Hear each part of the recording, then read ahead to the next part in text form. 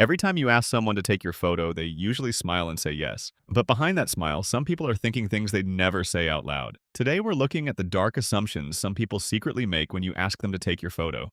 Welcome to Neo-Neuron, where hidden psychology becomes visible. 1. The photographer.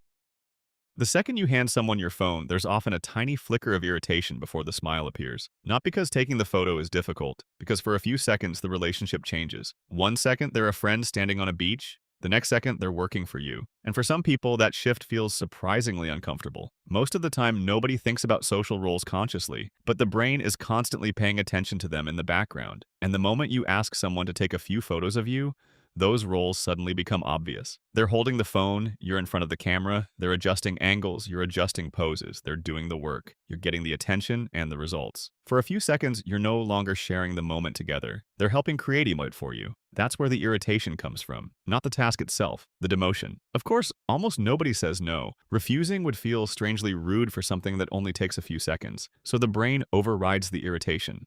The photo gets taken, but the override doesn't erase the signal, it just buries it. And a minute later, everything seems completely normal. But that brief flicker of annoyance doesn't always disappear. Sometimes it turns into a judgment. And that judgment sounds something like this. Do I look like your personal photographer?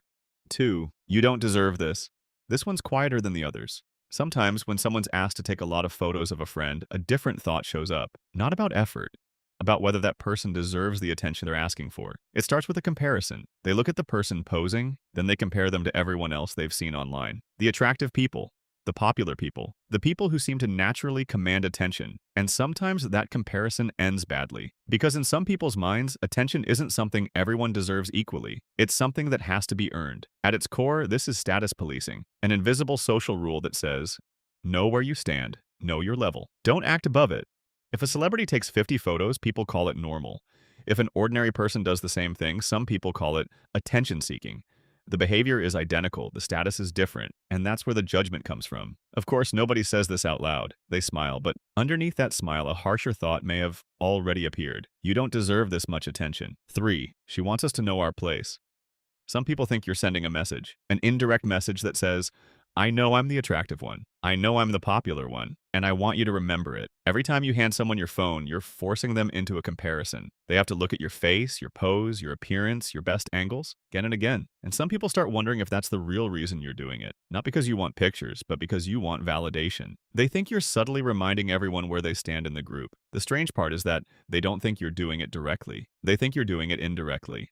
A socially acceptable way of saying, look at me, compare yourself to me, remember who's at the top. And if the person holding the camera already feels insecure about their appearance, the thought can become even darker. They start feeling like they're participating in their own comparison, helping you create another picture that proves what they already fear, that you're better looking, more popular, more noticeable. And whether that's true or not doesn't matter, because this isn't about reality, it's about perception. And that's when a darker thought appears. She wants us to know our place. Of course, these are just a few dark assumptions some people might make. Most people don't think this way. Most friends will take the photo, hand your phone back, and forget about it 5 minutes later. But the fact that these thoughts are uncommon doesn't mean they don't exist. And sometimes the thoughts people have about you say less about who you are and more about how they see the world.